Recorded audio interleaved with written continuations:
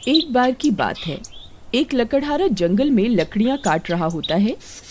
तभी एक भेड़िया वहां पहुंच जाता है।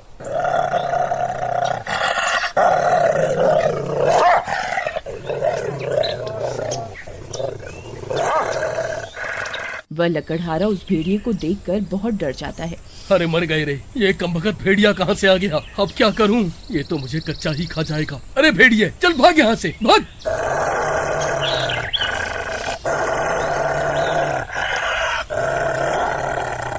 तभी भेड़िया उसे देखकर गुर्राने लगता है। अरे मर गया रे, ये कमबख्त तो गुर्रा रहा है। अब क्या करूं? अरे भागो रे, अरे मर गए रे, अरे भागो रे, अरे मर गए रे, मर गए।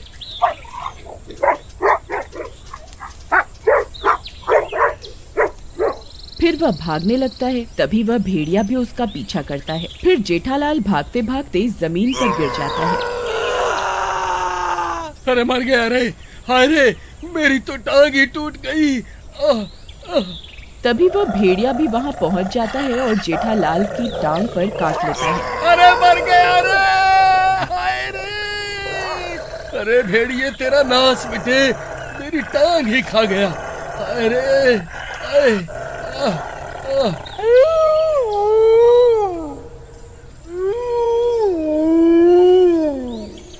फिर वह भेड़िया उसे काट कर वहाँ से भाग जाता है और जेठालाल भी जैसे तैसे अपने घर आ जाता है। अजी, ये क्या हो गया? ये आपकी टांग से खून कैसे निकल रहा है?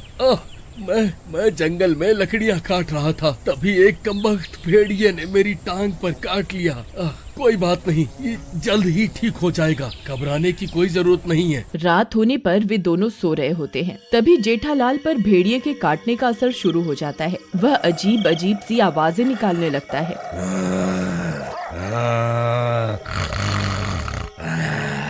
ये आवाजें सुनकर उसकी पत्नी डर जाती है। अरे नास मिटे, ये कैसी कैसी आवाजें निकाल रहा है? चुपचाप सो जा, नहीं मेरी नींद खराब मत कर, नहीं तो सुबह खाना नहीं बनाऊंगी। तभी जेठालाल आधा भेड़िया बन जाता है।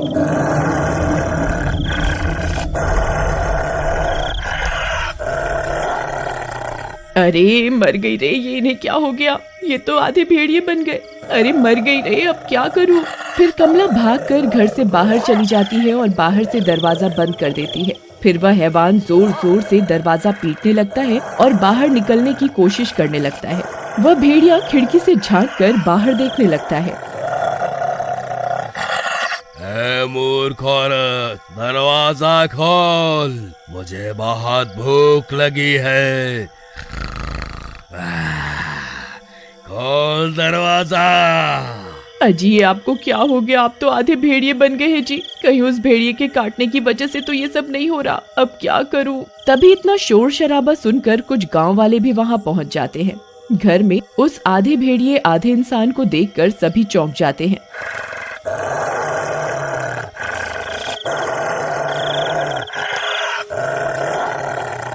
अरे बाप रे, ये क्या है भाई? ये कौन सी जाति का जानवर पाल रखा है कमला बहन तुमने?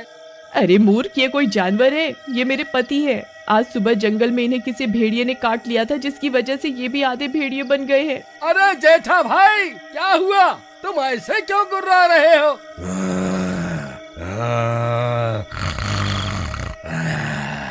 जरा शांति से बैठ जाओ भाई, सब ठीक हो जाएगा। तभी वह गुर्राने लगता है। मूर्ख गाँव वालों, मुझे एक बार घर से बाहर निकलने दो, फिर देखो मैं तुम्हारी क्या हालत करूँगा। अरे भाई, अगर ये बाहर निकल गया तो हम में से किसी को जिंदा नहीं छोड़ेगा। लेकिन भाई, अब इसका करे क्या? भाई, जब तक हमें इसे ठीक करने का उपाय नहीं मिल जाता है, इसे यही कैद करके रखना होगा। फिर सब गांव वाले रात भर उस घर के बाहर हाथों में मशाल लेकर पहरा देने लगते हैं।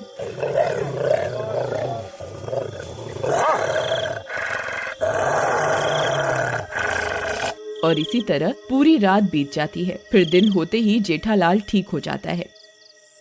अजी, आपको कुछ याद भी है? कल रात को आप आधे भेड़िए बन गए थे। तुम ये क्या कह रही हो भगवान? ये कैसे हो सकता है? मैं ठीक कह रही हूँ जी। आप रात होते ही भेड़िया बन गए थे। आपके गुर्राने की आवाज सुनकर गांव के सब लोग घर के बाहर इकट्ठे हो गए थे। ये सब सुनकर जेठालाल हैरान परेशान हो जाता है। फिर रात होते ही अजी मुझे आपको रस्सी से बांधना ही होगा। अगर आप कल की तरह फिर से भेड़िए बन गए तो मेरी शामत आ जाएगी। अरे तुम्हारा दिमाग खराब तो नहीं हो गया? मैं कोई जंगली जानवर थोड़े ना हूँ जो मुझे घर पर बांध कर रखना चाहती हो। मैं तुम्हें अपने आप को बांधने नहीं देने वाला। अजी नहीं नहीं, ये आप क्या कह रहे हैं? सुनिए जी, वैसे ही रात हो चुकी है, आप किसी भी वक्त भेड़िए बन जाएंगे। कृपा करके मेरी बात सुन लीजिए। अरे चल हट, बड़ी आई मुझे बांधने वाली। तभी कुछ गांव वाले भी वहां पहुंच जाते हैं। मारो मारो, आज इस भेड़िए को नहीं छोड़ना है, आज इसे जान से मार कर ही रहेंगे। अरे मर गए रे, इस कमबख्त ने तो सारे गांव वालों को मेरी जान लेने के लिए बुला रखा है।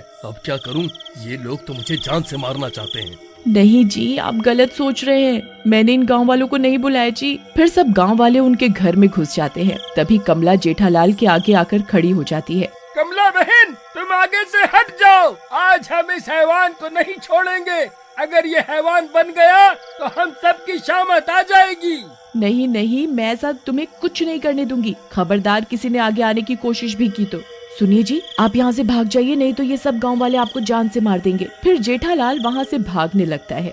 अरे भागो रे भागो, ये गांव वाले तो पागल हो गए हैं। अरे मर गया रे, भागो रे भागो भागो। अरे मारो रे, ये बच के नहीं जाना चाहिए। मारो मारो मारो। सभी गांव वाले हाथों में मशाल लेकर उसका पीछा करने लगते हैं। आज इसे जिंदा नहीं छोड़ेंगे, मारो मारो। तभी भागते भागते वे सब लोग घने जंगल में पहुंच जाते हैं। जेठालाल भागकर कहीं झाड़ियों में चला जाता है। सभी गांव वाले जंगल के बीचों बीच पहुंच जाते हैं। डर के मारे सबकी हालत खराब हो जाती है। अरे मर गए रे, ये कमबख्त कहाँ जाकर छुप गया? अब क्या करे भाइयों? तभी झाड़ियों में से किसी के गुर्राने की आवाज आने लगती है।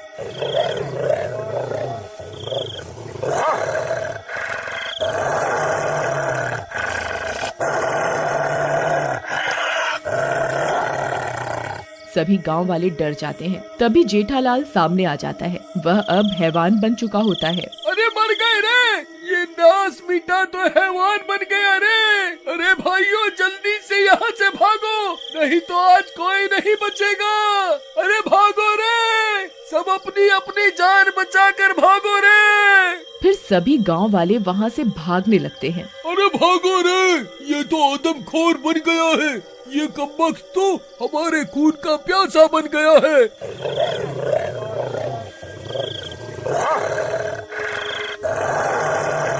अरे भागो रे भागो।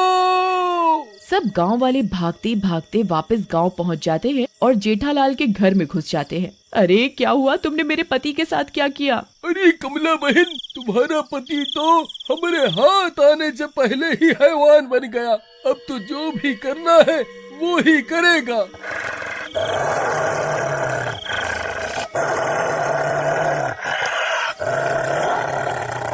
तभी वह हैवान भी उनका पीछा करता हुआ वहाँ पहुँच जाता है।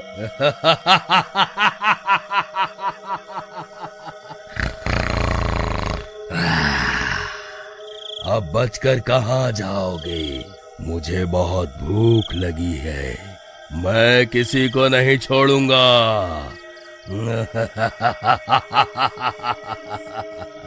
अजी रुक जाइए, ऐसा मत कीजिए। देखिए ना, इस तस्वीर को देखिए, मैं आपकी पत्नी हूँ और आप मेरे पति हैं। आपको कुछ भी याद नहीं है क्या? फिर उस तस्वीर को देखकर वह हैवान कुछ पल के लिए वहीं रुक जाता है। तभी वहाँ एक महामुनि पहुँच जाते हैं और उस हैवान के गले में एक माला डाल देते हैं। जैसे ही माला उसके गले में पड़ती है, जेठालाल के ऊपर से उस हैवान का साया हटने लगता है और देखते ही देखते वह ठीक हो जाता है। अरे आप तो ठीक हो गए महामुनि, आपको बहुत बहुत धन्यवाद। देखो वत्स, जब तक इसके गले में ये माला रहेगी ये ठीक रहेगा। तुम्हें इस बात का ख्याल रखना होगा कि रात होने से पहले ये इस माला को जरूर पहन ले, नहीं तो अनर्थ हो जाएगा। महामुनि, आपका बहुत बहुत धन्यवाद। लेकिन क्या मैं पूरी जिंदगी ऐसा ही रहूंगा? क्या इस श्राप का कोई इलाज नहीं है?